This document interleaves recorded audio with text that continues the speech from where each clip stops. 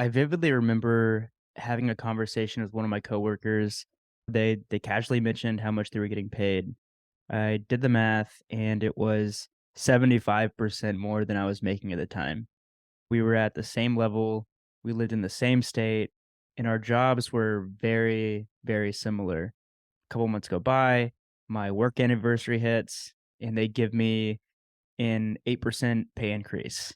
And it just felt like a slap in the face. I probably should have said something in hindsight, but the easier thing to do at the time was leave for a job that gave me that 75% pay increase that I was looking for.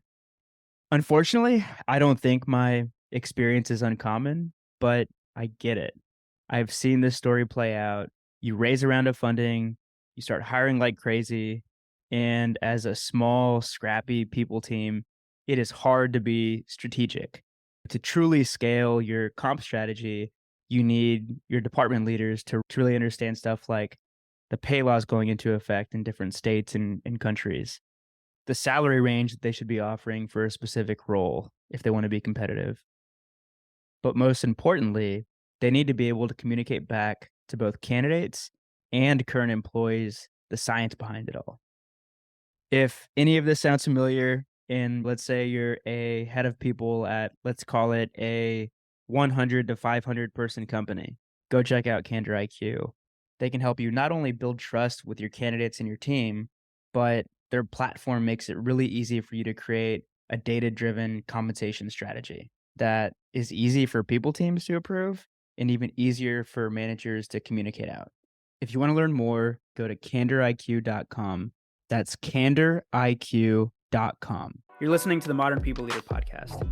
Today's episode will be a part of our People Leader series, where we go behind the scenes with today's top HR leaders and talk to them about how they've gotten to where they're at and what they really do every day. Our guest today is Joanna Kmiec, Vice President of People and Culture at Elastic Path. Joanna, welcome to the pod. And is it Joanna or Joe? What do you Everyone just prefer? calls me Joe. I mean, Everyone since calls you the Joe. back in the day sports days, it's always shortened to Joe. So definitely good. Yeah, glad to have you. I think it was Christine's song that put us in touch. Am I remember that? Okay. She did. She did. We had run into each other and we got to talking about podcasts, and long and behold, your names came up, and here we are. Well, Christine was a great guest. I was looking at the metrics the other day. I think her episode's like the second most listened to episode ever. So we're thankful that Christine came on the show with us and that she connected us with you. So really looking forward to getting to know you. Super happy to be here. Thanks so much for having me. And we start every episode with what we call good news stories. So we all go around, share personal or work related good news story from the past week or two. And since you're the guest, we're gonna let you go first. Okay, so my good news story started a while back and has led us to today.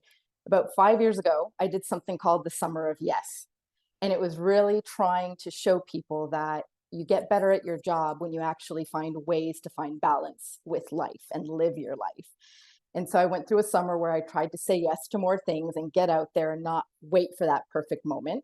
And this year, since the worst of the COVID is past us and now things are open and we can do things, I brought it back. So, as part of this Summer of Yes, I am planning and getting ready for a trip next week to New York to see a band that I love. And again, in all my coaching, sharing with everyone, when you do these things and you come back re-energized, you're actually better at the things that you do. So focus on my Summer of Yes. I love it. And I'm gonna keep stalling, so I'm gonna let Steven go next if he's cool with that. Yeah. So I've been pretty open about my journey, my entrepreneurial journey, and how I sold my company. Geez, that was almost in a week, it'll be 4 months. Took the first couple months off to just not worry about the future and kind of future trip, as I like to call it, and just really focus on, the integration and the work that was in front of me. And it was nice. It was the best 2 months in the last 10 years for me. And as all things progress, I needed to shift my focus. And so my good news is I've started interviewing this week. I was just joking with you guys that it's an interesting experience the last time I interviewed for a job was 2014, and a lot has changed in 9 years. So far the interviews have gone really well. And so I'm grateful that there are like opportunities out there. It's been quite the process to even like find those opportunities because I've got a very specific skill set and kind of niche industry that I work in. So all in all, positive, good news on figuring out what I want to be when I grow up. That's what I got today. It's amazing. Yeah, I'm excited for you, Stephen. So I have two things for good news. I have like personal good news and work related. So on a personal note, I I've recently picked up golf. I've probably mentioned this a couple of times to Stephen, and this is the first time since I was a little kid that like I am excited to wake up at like 5:45 to go hit balls in the morning. Or I don't know, it's just I feel like I'm tapping into like that inner child. Like when I was growing up, I would wake up at like 6 a.m. to go shoot hoops in the backyard by myself to go practice before school. And I feel like I finally have something that I have that same level of excitement for, and I just want to get better. So that's been a lot of fun. And then on the work side, so with Steven being in this sort of transition period where he has a little bit more time on his hands than he did say 4 or 5 months ago when he was in the middle of selling his company, it's just been kind of cool to see what a world see what it looks like having Steven kind of like full time at the Modern People Leader. I don't know like when that'll happen, but I have a feeling that one day in the future that will happen where both of us can do this full time. But That's the goal. it's That's the been pretty goal. sweet. Like getting, calls and texts and emails, and I'm like, damn, Steven's kind of crushing it the last couple of weeks, just putting in work for the Modern People Leader. And yeah, it's fun. So I'm looking forward to the day that both of us are doing this full time, just putting that energy out in the world. Same. There's something kind of similar to your good news. There's something, I don't know, rewarding about being an individual contributor and just having one thing I need to do. Like I need to help Modern People Leader launch our SEO strategy. Like, okay, I know how to do that. I've built an SEO engine before, like head down, get it done. So it has been fun. It has been fun. So Joanna, let's talk about your story. So you're the VP of People and Culture at Elastic Path now. We want to hear the, I guess, like highlight reel, like kind of walk us through what your careers look like, some of the places that you've been at, and how that led you to the role you're at today. Yeah, it's really, really interesting. I mean, way back in the day, I majored in psychology and thought, I want to be a criminal profiler. Well, you go through school and kind of think about what it's going to take to get there. There's only a couple of top jobs in the entire country, and maybe I need to rethink this. And so you start to figure out what you want to do. And people are saying, get into HR, get into people and culture. And I initially said, well, what do you mean? Hire and fire? I mean, I was one of those people who thought that's what it was. Went to school for it and figured that I could leverage that knowledge of people, that understanding of what makes people tick in that type of a career. So started out right from the beginning in HR type roles, took the tougher roles, took the roles that nobody wanted. When there were changes and suddenly there was triple the work, sometimes it landed on me, sometimes I asked for it. And at the time, I always wondered, is it really always like this? But taking the tougher roles actually taught me more in a quicker period of time than most people will get over their career. And I took those learnings and just continued to evolve them.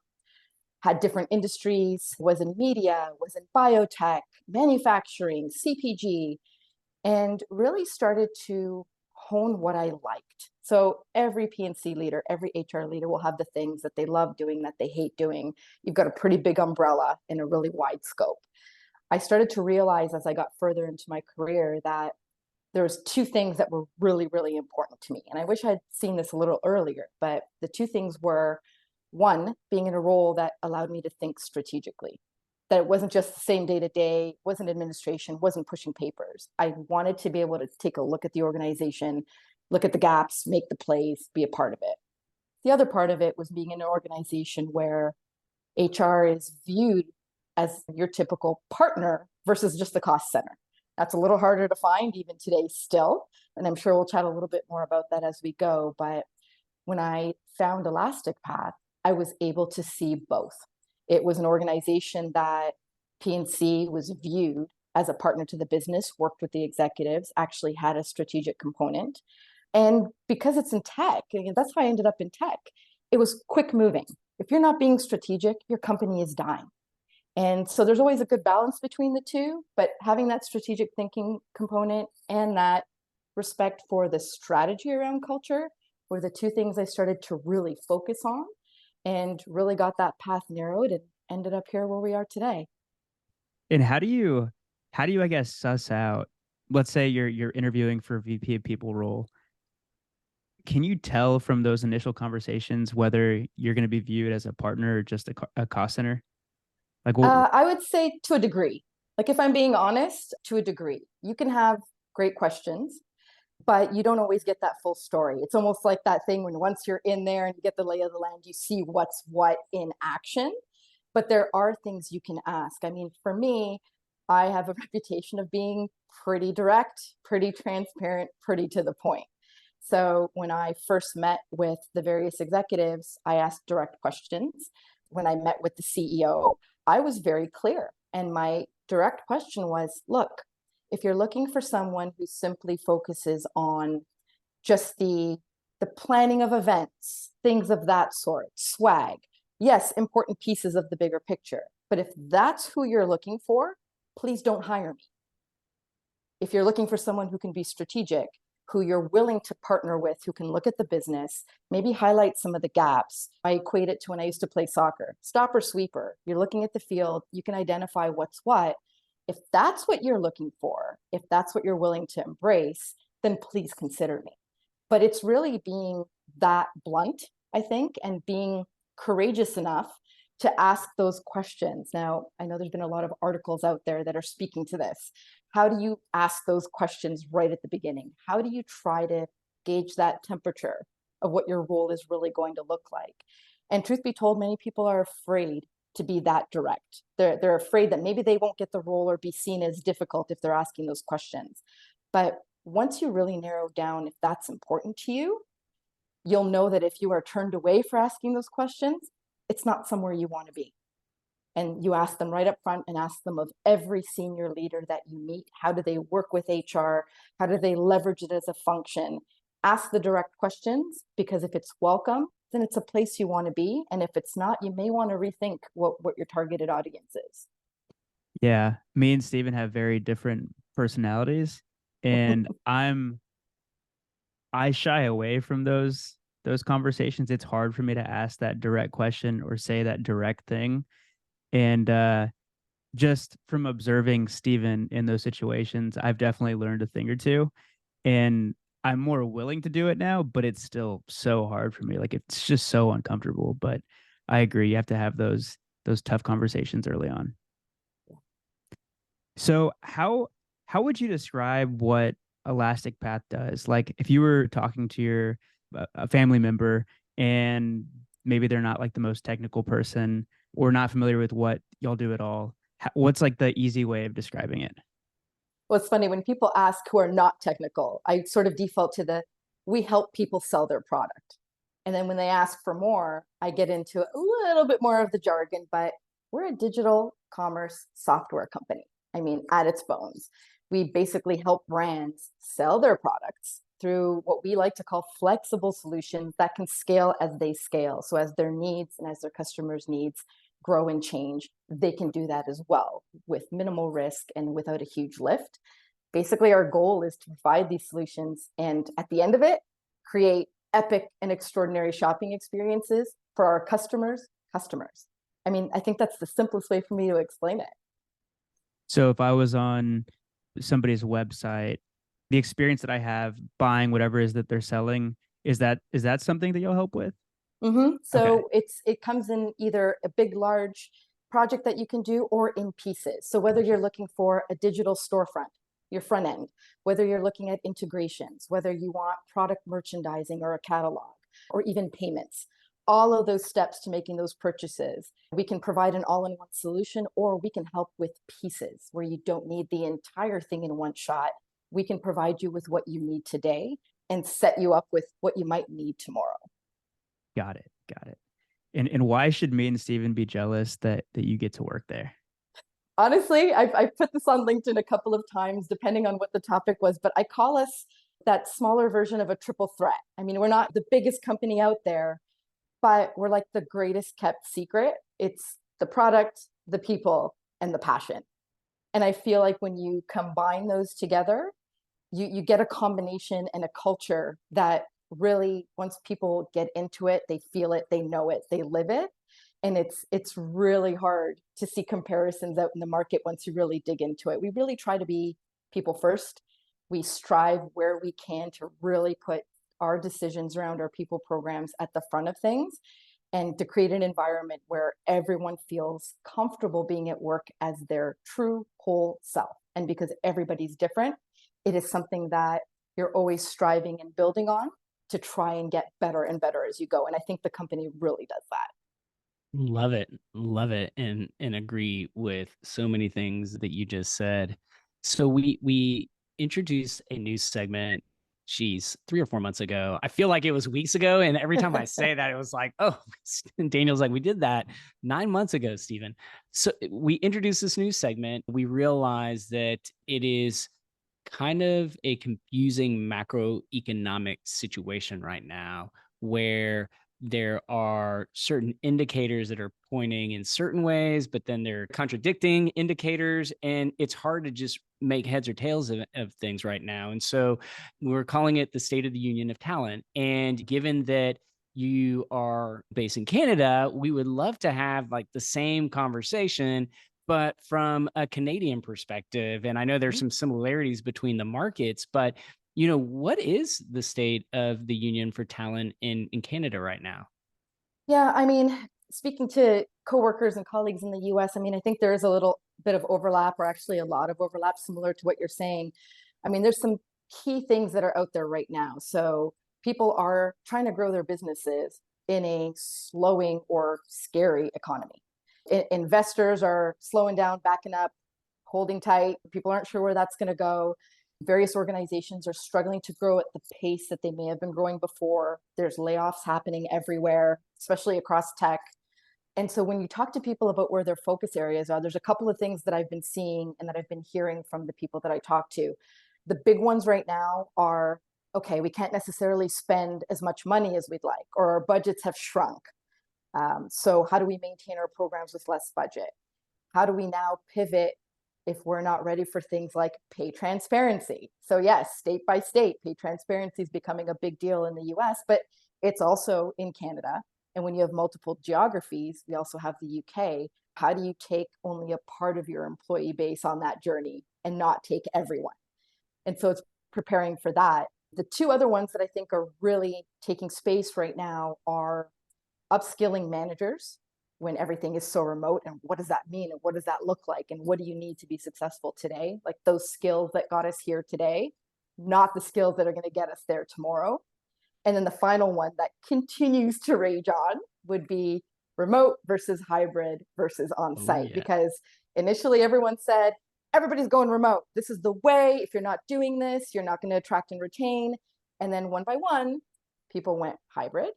And then one by one, some of those larger organizations that initially were remote only are now actually pulling people back into the office. I mean, we saw Zoom as an example on the news the other day. Zoom led this, and now Zoom is asking people to come back into the office. So that argument is still alive and well, regardless of Canada or US, I'd say. Interesting. Yeah, I think we all, I forget his name, but there's a LinkedIn influencer who publishes data, research and data on remote versus in office work. And there's still, I guess, things are pointing to profitability numbers, but it's still too early to really have a sense. And I feel like we're all anxiously waiting to see what the data says and what it comes back, because there has been this knee-jerk reaction. And I think it's you can't spend a decent amount of time on LinkedIn without seeing that. And so in the conversations you're having, like how are people forecasting? Like I'm assuming you're part of people communities, and part of the value of the people communities being able to bounce things off of each other. And so in the cohort of people leaders that you run with, what are people saying? What should we expect for the next couple quarters? hmm It's interesting because a few years ago, the HR leaders of the PNC space, it was very, we've created this, we're not sharing. This is our competitive edge. That has drastically changed over the last few years since COVID hit and people really desperately needed help and best practices and what are you doing and is it working? I've noticed this growth of these communities where people are really trying to help each other out. I think the big areas right now are a lot of people are going through layoffs and they're trying to rebuild their culture. So, how do you Mm. rebuild that trust? How do you rebuild your culture if you go through a layoff, big or small? It's in the news every day. So, people are very worried. People are very concerned about attraction, retention, who's out in the market. But the key things that people are trying to focus on is do more with less because people are being very cautious. So, cautious seems to be the name of the game right now. What's going to happen in Canada? Are we going into a recession? Are we already in a recession? Like that's the kind of conversations that are happening. And then what does that do to our budgets? So I would challenge many HR leaders to stand up and say they've got the biggest budget that their organization doles out. But they're one of the first areas that people go to for cuts as well. And that's where a lot of that concern is coming in is how do we maintain our programs? How do we ensure that our employee experience is still competitive when money is being cut left, right, and center, and everybody is very much afraid and taking that let's just wait and see approach to growth and to evolving their experiences. Do you know what I mean? How do you react to the statement that EXs aren't competitive right now, and it doesn't really matter because that's not what companies clearly are committed to profitability right now. Mm-hmm. It feels like they're not invested in the EX. Just curious, like what are your thoughts on that statement? Yeah, I mean, an interesting conversation I had recently was around this, and it was someone saying to me in the industry, well, we're not really focused on EX right now because no one really is going to go anywhere. They're afraid to take a risk in the market. Look, they're staying. And I kind of went, what? If you wait for the market to become less scary before you put any emphasis or continued emphasis on your employee experience, you will be very, very shocked and very disappointed when the market does turn, because it will, as it always does. And then you are too late. So Yeah. that's what we've been having the conversations about. If there's areas where people can get ahead or continue to focus on, yes, profitability, yes, sales. Obviously, number one focus, you need the business to be standing so people have their roles. But there are other things you can do in the background that do not cost money. You don't have to necessarily spend budget to audit and then try to elevate your employee experience. Take a look at that journey. Take a look at what people who you may be hiring or your employees who are going through their career with you, how are they experiencing your organization? Are you really following best practices? Are you removing roadblocks? Are you training? Can you do it internally? Looking at that, both that employee experience and upping, let's say, your communications game internally will keep people in a better place. And that translates into growth of your company. It translates into down the road into sales. If your employees are going through their quiet quitting phase or afraid or sitting in the back or hating their experience, but just afraid to leave, ultimately that is going to catch up with you if it isn't already. And finding ways that do not have to cost much to try and just audit, take a look, ask the questions, and where you can elevate and maintain that experience at a minimum will save you a lot of pain down the road. Oh my God, such sage advice. And before we move on, what are the parts, the aspects of the HR budget in Canada right now that you see, just based on the conversations you're having, that are getting cut? And what are some scrappy things that HR leaders can do to kind of work with that reality? Mm-hmm. Yeah, I mean, I think for organizations that I've seen having layoffs, a lot of the time What you call your support functions are the ones that get targeted first. So initially, it can be a headcount thing. And so people are trying to do more or at least the same with less. And so it's spreading people a little bit thin. The other areas at times are around your tech stack. So where organizations maybe had plans to upgrade, to elevate, to automate, that's either getting put on hold, leaving manual processes in place, or getting scaled back. And some of that is the smart play. I mean, some organizations will try to change their tech stack up because, oh, we're growing or we're at this size and now we need all these things. Not necessarily. So, I mean, what we've done, for example, is take a look at what we're currently using and are we actually using it to its full potential? I would challenge most people that the answer is likely not quite in most organizations. There's a lot of functionality that people's various software that they use in the PNC space that they're not using.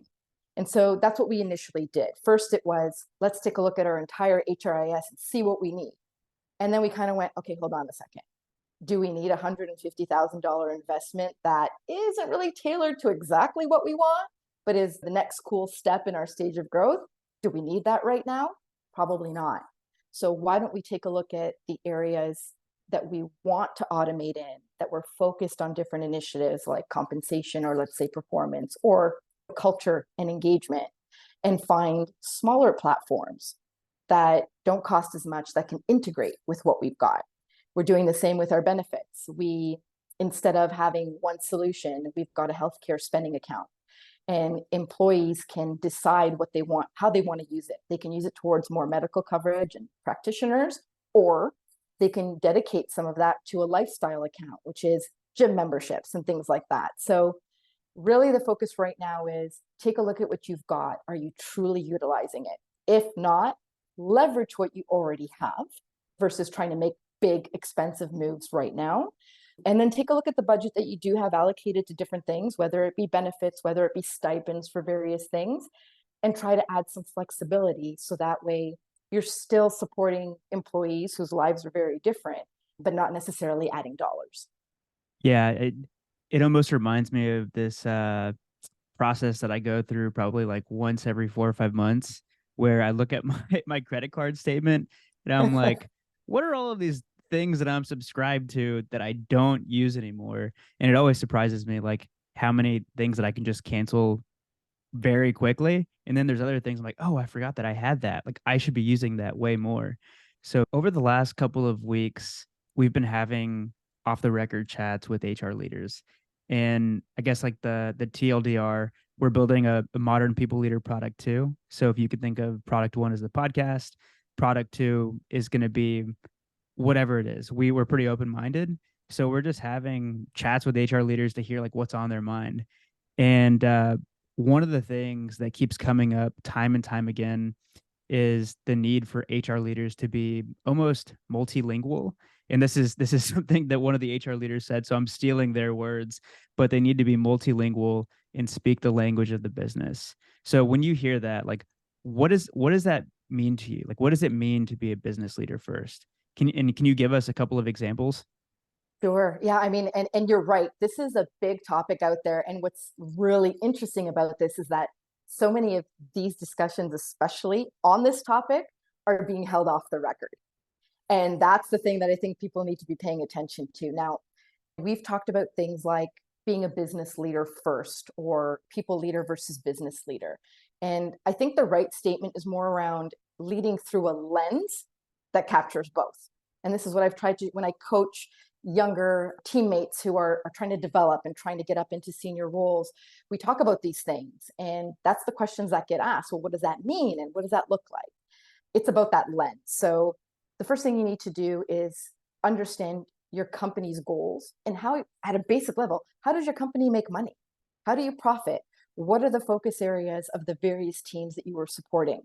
Some examples that we've used are, instead of just saying, hey, everyone in the market is doing this cool thing, we're actually using metrics. So in my opinion, part of being a business leader and a people leader, but a business leader, is to use metrics to drive some of your strategy, if not all of your strategy. Now, yes, you are constantly balancing the needs of the business from a dollar profit, support, and growth perspective, but you're also balancing the needs and the experience of all of your people, which are your number one asset. Without the people, you don't have the business. And I think HR leaders are always in that unique situation where we are having to balance both with every decision that we make. It's using that metric approach really starts to give you more credibility. It's not just what's in the market. It's looking at what do we actually need as a business today. And although there's these 10 cool things going on, maybe that's not going to help us. Our CEO uses a phrase, will it make the boat go faster? And it's being able to take a look at what are those nice to haves that sort of just exist in a business, but what's really going to help our people. Metrics, if used correctly, can confirm when engagement is low, if your turnover is high, and that's making your business suffer. And they can give you the evidence you need to pitch the programs that can actually help. And I think that's a bit of that balance, is leveraging metrics where you can to make some of your strategic decisions is a more business approach to what you would call the old school version of an HR leader. What would your response be to the listener that is like absorbing everything that you're saying and they're like, sure, Joanna, like fine, like we need to be better, we need to like know more about the business, like sounds like you naturally lean to that, or you may naturally like understand that or get excited, and so it's easy for you to learn that and take that on. Like, I don't know anything about that. I don't know what SaaS sales metrics are. I don't know what CAC is and LTV ratios. And so I don't have any time in the day to do, like, what I'm going through, how miserable my life is. And now you're telling me I need to do this on top of all the other BS that I'm doing. Like, how would you respond to that? And like, where can you get started? How do you start flexing the muscle without feeling like you have to go back to get an MBA? Yeah. And I mean, this is sort of the biggest gap, I think, and challenge that people have when they're trying to get this understanding. And it's different in every organization. What I would say to people is there are ways to, without much additional effort, get some of this information. And this is what that looks like to me. When you, let's say, go to give a presentation, you're always considering who your audience is. So any HR leader is typically having regular calls or meetings or discussions with other leaders in the business. So use those moments that already exist on your calendar to have that conversation. So as you have these conversations, ask the odd question, get a little bit more information. Very rarely, if ever, will someone negatively respond to speaking about what they do and why it matters and why it's important to them. And it also helps you learn what each executive needs to get to a yes. So when you're trying to drive your programs, you can keep spinning your wheels. But if you invest that little bit of time in existing calls to understand their pain, to find out where they're struggling, to find out what they need to do in their own business, and just slowly by slowly over time, broaden your understanding of what they do and what it looks like through their perspective, you will start to build credibility in those discussions, because when you approach your initiatives, you'll be keeping in mind what you have heard from these other leaders. You'll be keeping in mind what pain points they're feeling that you are now helping to solve. And some of this does happen naturally. You don't have to force this necessarily. You do have to be inquisitive. You do have to want to know more, but you've got to look at it from a lens as this will only make you better at your own job and give you that credibility to actually promote things and pitch things that will help make an impact for that business and be seen. And so that becomes reciprocal. So it's not necessarily adding, it's more leveraging the time you have with people already. And in small stages, baby steps, you get more and more information about what these things mean. And you just ask the odd question. And if that means putting sticky notes up about what all the acronyms mean, and if that means over time you just get really more versed in it, then that's what you do if you're new to it. But there's a little bit of that curiosity. And it's figuring out what are people's pain points and what do they need from you to be able to get them to a yes when you need them to champion something that you need. I'm getting flashbacks to several of the conversations that we've had actually on the record on the podcast. I think one of them was with Dilshan Rathnayaka, who was formerly the CPO at Securonics. And he said that he's that guy that when he's in the meeting with all the other execs is asking the dumb question. He's in the marketing meeting, he's in the sales meeting, and people are like, why is he here? But then they appreciate that he's there because months later, when he's trying to help them help that functional leader with something, he has the knowledge because he was in that meeting. It also reminds me, and I'd be curious to get your thoughts on this. We had on a guy named Ryan Bonici, and he's the CMO at Gympass. And we were talking about what HR could learn from marketing. And somehow we got on the topic of, as the CMO, he views the leadership team. I think they call it like their leadership team first, right? So if you're on the leadership team, that's your core team. And then you have, if you're the VP of marketing or the CMO, you have your marketing team. Is that sort of how you approach it as well? Do you think of it as it's the leadership team first and then my team? Because I feel like if so, that sort of helps you have this lens of being more business first. Yeah, I mean, in all honesty, that is sort of more of the right setup. And that's the way you think about it, because you need everyone on that leadership team in order for your team to succeed. If that leadership team isn't rowing together, doesn't understand the value, isn't leveraging what your team brings or the initiatives that you roll out, your team will struggle to have an impact as a team. Now, yes, you have to flex that focus as needed. But I mean, one of the key things that support what you just said is around like our metrics. One of our corporate objectives is tied to a people and culture metric. So usually all the metrics are around sales, logo churn, that type of stuff. You rarely see HR metrics in the corporate broader company objectives, but we have one. And why is that? Because that means everybody is bought in on the leadership team, because it's something that is everyone's responsibility. We may lead it, but it's a responsibility of everybody on that team, not just HR, to make sure that the organization is focused. So I don't know if you saw we posted something on LinkedIn last week, and it was some of the quotes from these off the record conversations that we've been having. And one of the comments said, while I agree with the importance of this and have coached my team on this exact thing, where's the reciprocation? Shouldn't the same requirement exist for CEOs and CFOs to be able to speak the language of people? The business is a business because of people. In my view, it should be an integral part of all C-level roles. For HR to truly be an equal partner, we need to stop talking about it as an accessory to the other roles and as though HR are the only ones who need to adapt. So what are your thoughts when you hear that comment? Yeah, honestly, full transparency, it's 100% accurate and likely elicits a visceral response from any HR leader. When reading that, I kind of looked at that and was like, yep.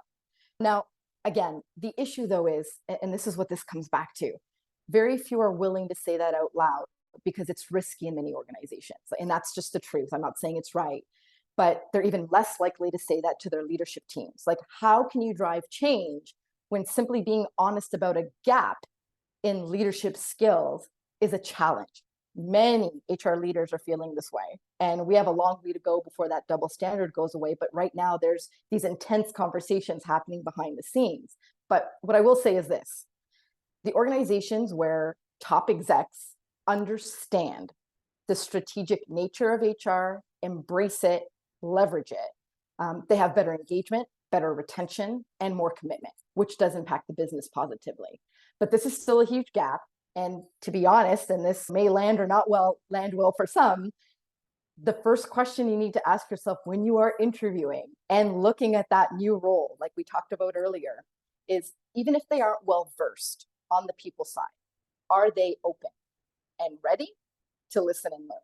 If they are open, you can coach, you can guide, and they will partner and help be brand ambassadors for what you are doing. If they are not, you need to think long and hard about what impact you will be able to make in that level of organization if they're not on board. So the quote is good. Quote is 100% bang on. We do still have a little bit of a ways to go before that knowledge and that reciprocation becomes commonplace. I mean, it's unfortunate, but it starts with these conversations. Yeah, I mean, unfortunately, we don't have time to dig into that further, but I can totally see how that person feels the way they feel. But 100%. it's kind of like diversity. Like it should be equal, but Mhm. it's not equal. And that's why we have to talk about it. Like we can't not talk about it and then expect change to happen. Because Exactly. if that was the case back in the 90s, late 90s, early 2000s when I joined and we were talking about having a strategic seat at the table, it would have happened by now, but it's not. So there is something systemic that is preventing that from happening, in my opinion. And that's why we gotta, if we want change, we need to be part of the change, A, and B, we got to be vocal about it, because otherwise it's just going to keep being the same old, same old. So anyhow, I'll leave it there. I'll leave it at that for now because I have other things we want to talk to you about, other things. And so earlier you mentioned employee experience, and that came up a couple of times, and the State of the Union for talent. And so I want to come back to that.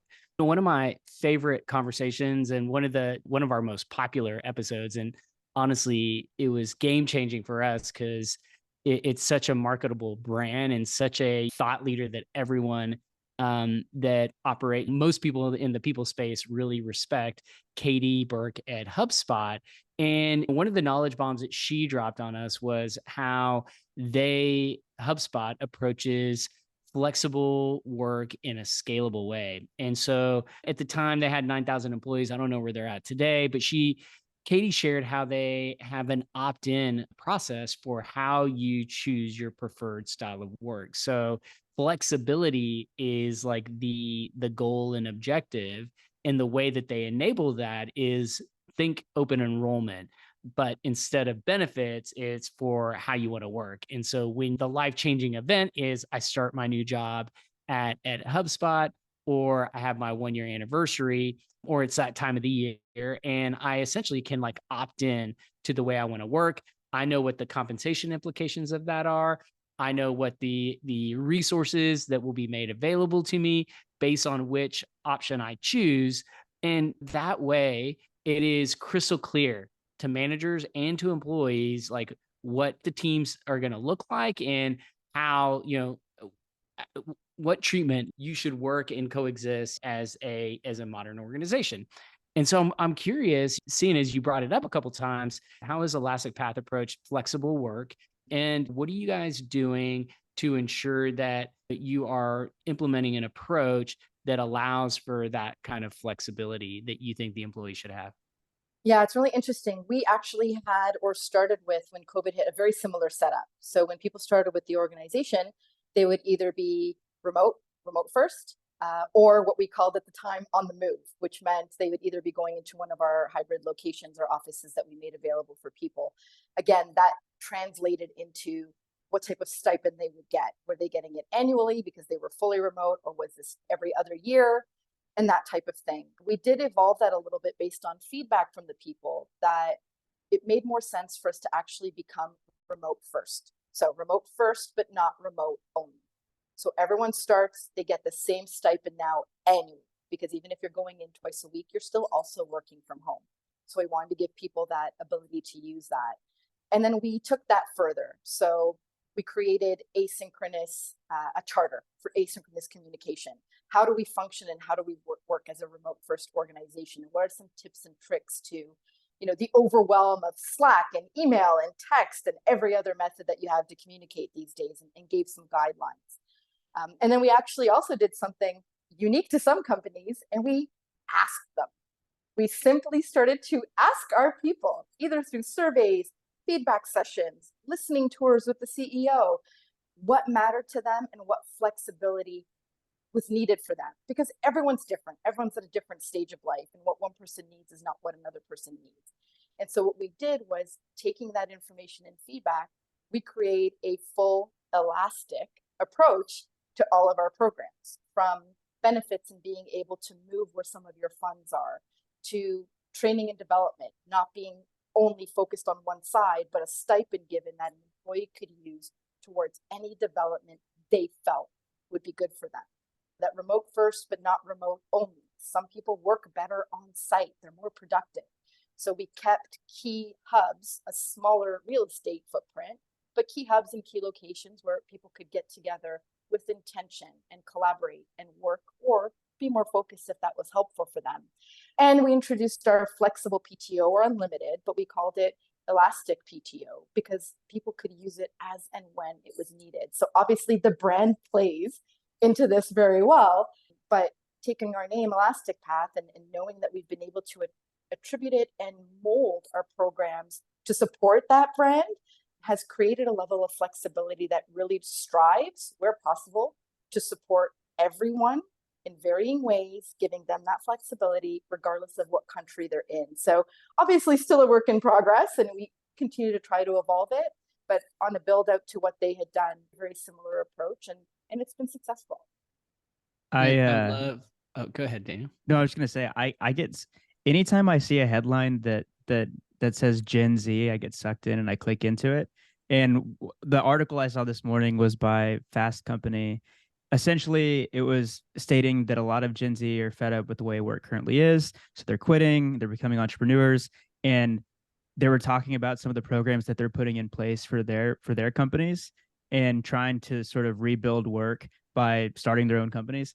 And one thing that one of the companies is doing is giving an unlimited budget for growth and development. So, hearing that y'all have a flexible approach for how you want to invest in yourself, I feel like y'all are definitely on the right track. I don't know how well it would go if you just said spend however much you want on your growth and development, but I like the idea of letting people choose what they think makes the most sense. Like one of our partners is Learnerbly, and it's a marketplace that pulls in these resources from podcasts to books to audiobooks to online courses, but the idea being giving people control over things like their growth. So love that y'all are doing that. Sorry, Steven, I know I cut you off. No, it's okay. It's okay. The only thing I was going to add was that I love that there's flexibility in your approach to flexible work, and I think that's the right approach, because giving yourself the ability to learn from what you've had in place, to get feedback, it feels like this is something you have to lock in. But I think that is that's a bad assumption. I think you can, if you have practiced like this kind of agile HR, this agile deployment of programs to your people, I think it should be flexible. You should give yourself the ability to kind of tweak things here and tweak things there. And that's what I'm hearing in the journey that you guys are having at Elastic Path. So Yeah, 100%. it is that time in the conversation, Joanna, where we have to turn the corner and bring the conversation to a close. I feel like this one has been some furious. It's just been jam packed with a lot of great stuff. So thank you so far. So now we're going to go into our rapid fire questions. It's the same set of questions that we ask every guest. We tweak them slightly over time, but they've been largely the same since we started the podcast. So question 1, how do you define a modern people leader? What are the traits and characteristics? Okay, big topic. The words I would use are fluid, adaptable, open to change, able to pivot, as we all know, is like part and parcel. Very strong communicator, critical thinker, and probably most importantly, high EQ.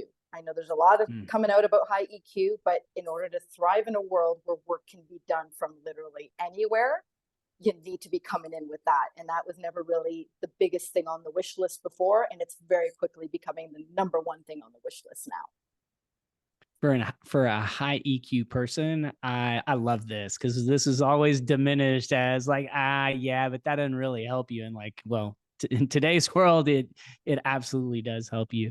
If you could go back in time and talk to a 22-year-old you, what career advice would you give yourself and why? Other than maybe become Taylor Swift instead.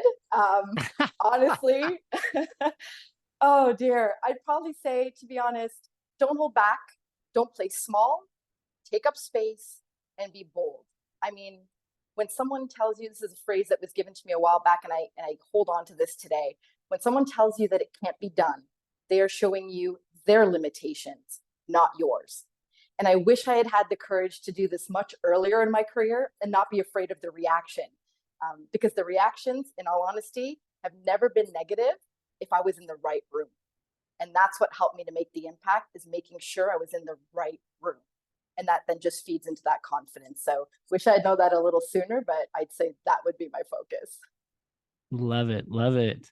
Last question. Is there anything you believe to be true about the world of work, but don't yet have the data to support? Yeah, I mean, in all honesty, there's so much movement right now. I truly believe that best practices for ways of working, and whatever that means to people, have not yet caught up with the speed of the rate of change that's taken place over the last few years. We had this big period of time where people perfected and best practices about all these things that people can say they have 20 years of experience in. Well, guess what? Not many people have 20 years of experience in how to be a fully remote organization and things of that sort. So I don't think we've caught up yet. And I do believe that burnout is actually going to become the biggest risk factor organizations have, more than the argument of remote versus hybrid versus on-site, et cetera, because all of those areas that have not yet been perfected, I haven't heard of anyone who can say we've got it perfectly right. And while everyone's trying to get it perfectly right and things, yes, are improving, we haven't seen enough examples of how to fix the gaps. And all this quiet quitting that's happening, a lot of it, I think, is taking place more because of burnout than being disillusioned with your role. And I think that's going to become the leading risk factor for companies. But I mean, there's a little bit of chat about it, but there's not a lot of data about that just yet. I agree on that one. I feel like if I would have heard somebody say that they were burnt out 5 years ago, I would have maybe thought to myself, like, what does that even mean? But I feel like today, everybody has, it, almost everybody that I know has experienced some form of burnout. And then one other thing that you mentioned, how we haven't been able to keep up with the rate of change over the last few years. I keep thinking back to this conversation we had with Sile from a company called MetaView, and we talked about AI. And he gave us this analogy about how the factories, when they were steam powered, they could only do so much, right? Like you could only build a factory to be a certain size. So when they were able to, when they electrified these factories, it was this immediate change and like boost to what they could do. They could keep the lights on for longer every night, but it took them years to actually get the full power of that new technology and to reconfigure the factory floor. And I feel like we're almost going through the same exact thing right now. Like we have this new technology of remote work, but we haven't figured out how to make the most of it, like how to get the full potential out of it. So just wanted to point that out. I love that you said that. So yeah, we're about to be at time, but who should we bring onto the show next? Like if you just to keep the chain going, Christine, she recommended that we talk to you. Like who do we need to talk to next? Honestly, I'd probably give you the name of a good friend of mine who I recently met up for coffee, and we talked about all the things. Josh Siegel, the VP of People at Seven Shifts. Great person, great leader, great people leader. His take is so refreshing on everything people and culture. He'd be a great, great guy to talk to. You Very said cool. 7 ships. Did I get that right? Seven Shifts. Shifts. Okay, got it. And our last tradition, one word or phrase close. So we all respond with a word or phrase from the episode that we want to close with. Who wants to go first? Joanna, I'm going to insist that you go first because I know Daniel and I are going to cherry pick off of what you've already said. Honestly, I'd say be bold, don't play small. Oh, we Uh, literally have a doc open and we have both of our one word phrases. Steven's was be bold and mine was don't play small. That has That never is happened awesome. before. That has never, almost 150 of these, and that has never, ever, ever happened. That's awesome. Well, I'll say think bigger. I'll change it slightly. Um, that's something that me and Steven have been talking a lot about the last couple of weeks. Like, are we thinking too small? So that'll be Yeah, mine. and I'm gonna go with flexibility. Whether it's being flexible in the literal construct of how work and how it gets done, or it's be flexible, being more flexible as an HR leader and being more comfortable learning about the business and leaning in to that aspect of the work. Yeah, flexibility, it's just such a, it feels like it's such a trending thing right now. And we talked a lot about it today. So, It's huge. well, Joanna, thank you so much. I just love I love all of our conversations, but when there is a kind of branch of podcasts that we've recorded that all relate to like a group of people that are interconnected, it's just a really cool thing. And we have a lot of those. And so this feels like we may have a Canadian branch growing here. And so it was an absolute honor and blast to have you on the show today. So thank you so much for joining us. It was so great to be here. I mean, I love the conversation and it was so refreshing to have. So thank you so much for inviting me on and for having me. Well, thank you. Hopefully we can have you back sometime. 100%. Talk to you Okay. later. Bye. Talk to you later. Bye, Bye. guys. Thanks for tuning in to another episode of the Modern People Leader. We really, really appreciate it. And if you enjoyed the show, please leave us a 5-star rating. It would mean the world to us. And connect with us on LinkedIn. We wanna know what you think about the show. And yeah, you can find links to both of our profiles in the show notes. So thanks again for listening, and see you on the next episode.